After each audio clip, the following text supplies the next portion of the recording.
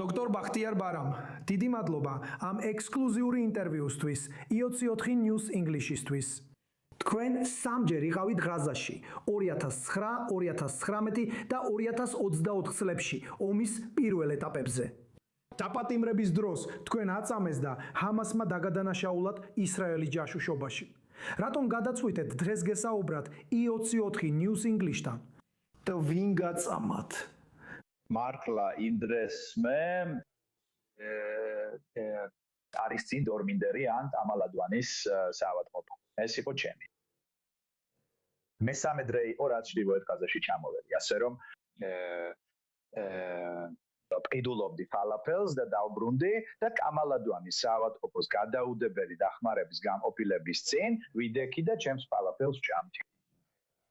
და უცებ შემოვიდა ბიჭი შავტანსაცმელში.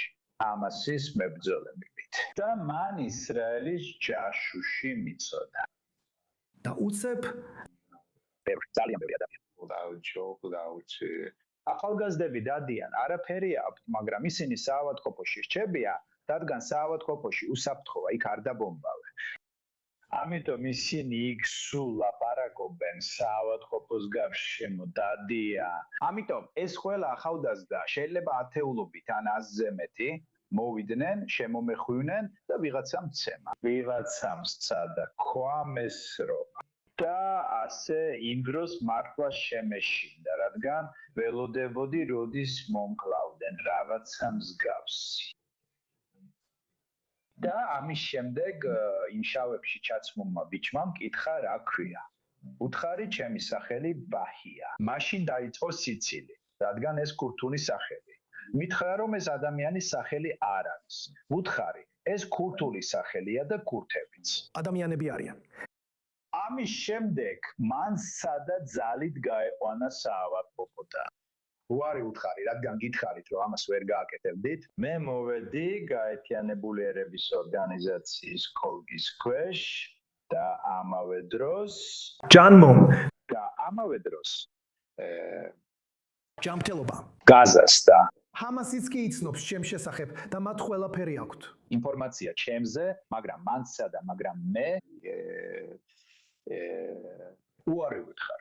ამის შემდეგ მან მიბიძგა ოთახში, რომელიც კონსულტაციის ან ამბულატორიული განყოფილების უკანა მხარეს იყო, ელექტროგენერატორებთან ახლოს.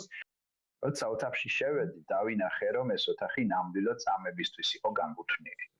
რადგან ოთახს ჰქონდა ციხის კამერის მსგავსი კარი, რომელიც გარედან და შიგნიდან იკეტებოდა. და იქ იყო ფანჯრები და ბისოსები, რომლებიც შეიძლება ჩემამდე წამებისთვის ყოფილიყო გამოყენებული. და ვიცი რომ მანამდე ერთი დღით ადრე ორი ახალგაზრდა ადამიანი მოკლეს, მაგრამ იმ დროს ეს არ ვიცოდი. ეს იმავე ოთახში მოხდა. და მათი სხეული ჩააგდეს თეთრ უნივერსალში დაახლოებით 2 დღის განმავლობაში, სანამ მათი სხეულის სუნი არ ვიგრძენით იმ მანქანაში. ასე რომ თქვენ დააფიქსირეთ ჰამასის ოპერაციები და აქტივობა ღაზის საავადმყოფოებში. გითხარით ზუსტად რა შეესწარით პირადად. ის იყო ჰამასის მებრძოლი, რომელიც საავადმყოფოს შიგნით იმყოფებოდა. მან მაწამა ოთახში. ცემდა და რამდენჯერმე სცადა ჩემი მოკლა. მან მითხრა, რომ თავის პისტოლეტით მომკლავდა. ასე რომ ის იყო ჰამასის მებრძოლი და საავადმყოფოში იმყოფებოდა. და ამის შემდეგაც კი, როცა საავადმყოფოს მენეჯერმა ხოსამ აბუსაფიამ ამის შესახებ გაიგო, ძალიან გაბრაზდა.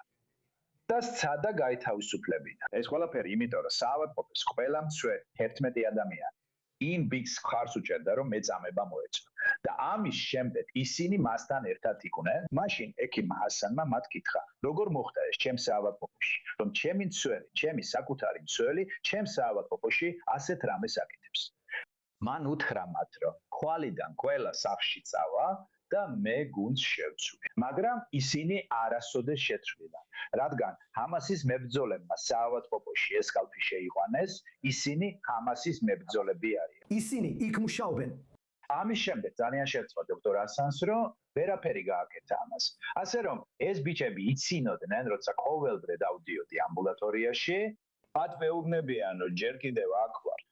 ჩვენ რაც გავიკეთეთ, მაგრამ მაინც საავადმყოფოში ვართ და აგვჭირთ. მაგრამ დოქტორ ბარამი, ექიმები საზღვრებს გარეშე და გაეროს წარმომადგენლები სრულიად საპირისპირო ამტკიცებენ, ან ყოველ შემთხვევაში არ არიან დარწმუნებულები იმ რეალობაში, რომელსაც თქვენ აღწერთ. როგორ უპასუხეთ ამას? მე მაქვს მასალები ჩემი ორგანიზაციიდან, ასევე მაქვს მასალები ღაზას ჯანდაცვის ხელმძღვანელისგან, რომელიც ჰამასის წარმომადგენელია, დოქტორი მუირ დარზა. მომწერა, ბოდიშს გიხდით, რომ საავადმყოფოში გწამებდით. მე მაქვს წერილობითი შეტყობინება ჩემი ორგანიზაციიდან და ასევე წერილობითი შეტყობინება ამასისგან ერთდროულად. ასე რომ, თუ გაერთიანებული ერების ორგანიზაცია ამბობს, რომ მე მათყუარა ვარ, ასე რომ გაერთიანებული ერების ორგანიზაცია იტყუება, მაგრამ ჩემთვის გაერთიანებული ერების ორგანიზაცია ან თუნდაც ეს ორგანიზაცია ჩემთვის სუპერმარკეტივითაა, რადგან ბავშვობაში ისინი არასდროს მინახავს. მე წამებით დანჯავდნენ და ქლავდნენ ქუთისტაში. მოდი და დამეხმარე. ასე რომ, იცი, ეს არ არის გაერთიანებული ერების გადაწყვეტილება. ეს სიმართლეა, როცა მე მაწამებდნენ, სად იყო გაერო ღაზაში. მე არ მინახავს გაერო ან მათგან ვინმე. ამიტომ არ მადარდებს რას ამბობს გაერო.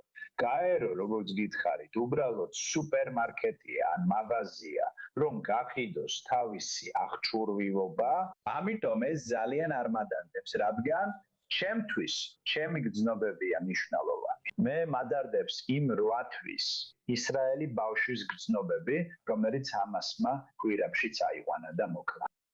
გაერო იმ გვირაბში მასთან ერთად არ იყო. გაერო ვერ მიაყენებდა იმ ტკივილს, რაც მან მიიღო თავის ძმასთან ერთად 4 წლის ბავშვი იმ გვირაბში. ასე რომ ეს არ მაინტერესებს. მე ჩემი გული მადარდებს, ჩემი ტკივილი. მაგრამ თქვენ ამაზე უფრო შორს მიდიხართ. თქვენ ასევე ადანაშაულებთ ტერორისტულ ჯგუფს სექსუალურ ძალადობაში. შეგიძლიათ მეტი გითხრათ ამის შესახებ? დიახ. იმიტომ რომ იმ დღეს როცა დამაკავეს, როცა დასაკავებლად მიმიყვანეს, მე ვჩხუბობდი ექიმთან, ჩვენს ერთ კოლეგა ექიმთან, ის ერთ-ერთ მედდაზე სექსუალურ ძალადობას ახორციელებდა.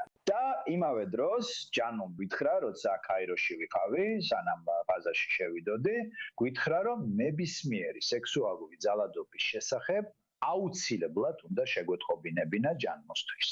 მაგრამ როცა ეს იმ კაცს და ჩემს ორგანიზაციას უთხარი სავამოს შუადღეს ჰამასი მოვიდა, დამაკავა და ამის გამო წამება მომიწყვეს, ამაზე ჩემს ამებაზე ჩემმა ორგანიზაციამ არაფერი თქვა. ჩემმა ორგანიზაციამ არასდროს ჩაატარა გამოძიება სექსუალური ძალადობის შესახებ. ჩემმა ორგანიზაციამ მითხრა, რომ არ უნდა მეთქვა ჯანმოსთვის, რადგან ჩვენ შიდა გამოძიებას ვატარებთ და ამის შემდეგ ვეთქვით ჯანმოს. და ეს ეწინააღმდეგება ჯანმოს წესებს, რადგან ჩვენი ორგანიზაცია ამ სექსუალური ძალადობის ნაწილია, ჩვენი წევრებიდან ერთ-ერთი, ამიტომ მათ არ უნდა ჩაატარონ რაიმე გამოძიება ამ საფიქსზე. გამოძიების საქმე ჯანმოსია, ამიტომ ჩვენი ორგანიზაცია მათ ჯანმოს წესი დაარღვიეს.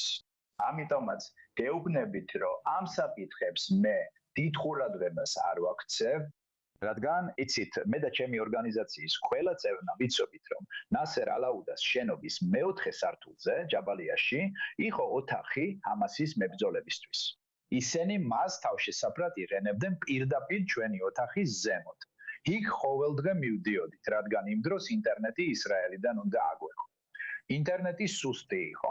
ასე რომ, ხედავდით, რომ ისინი ყოველდღიურად ბრუნდებოდნენ თავიანთ შავით ან საცმლით. ბინძური და ისინი გარეცხეს და პანჯარაზე გარეცხეს ფექსაცმელები და ამის შემდეგ წავიდნენ. და ისინი ისევ გარეთ გავიდნენ. ასე რომ, საავადმყოფოებში იცით, მხოლოდ სპეციალიზებული სამედიცინო მომსახურების პერსონალია. სხვა ნაწილი საავადმყოფოში არის ჰამასის მებრძოლები, მაგალითად, დამლაგებელი, ელექტრიკოსი, ტექნიკოსი და გაზის მომწოდებელი. ყველა ისინი ჰამასის მებრძოლები არიან.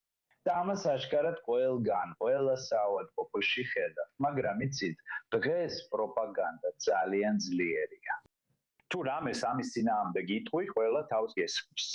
მაგრამ თუნდაც თუ ცდილობ დაიცო შენი პაციენტი ხაზაში, შენი პალესტინელესტინელი ბავშვი, დაიცვა ისინი, მაინც დაგადანაშაულებენ, რომ ისევ ცუდი ადამიანი ხარ. დოქტორ აბარამ, კიდევ ერთხელ მადლობა ამ ექსკლუზიური ინტერვიუსთვის. და ვაცნობოთ ჩვენს მაყურებლებს, რომ მალე გამოაქვეყნებთ წიგნს თქვენი ისტორიის შესახებ, იმ ისტორიის შესახებ, რომელიც ღაზის სექტორში ნახეთ.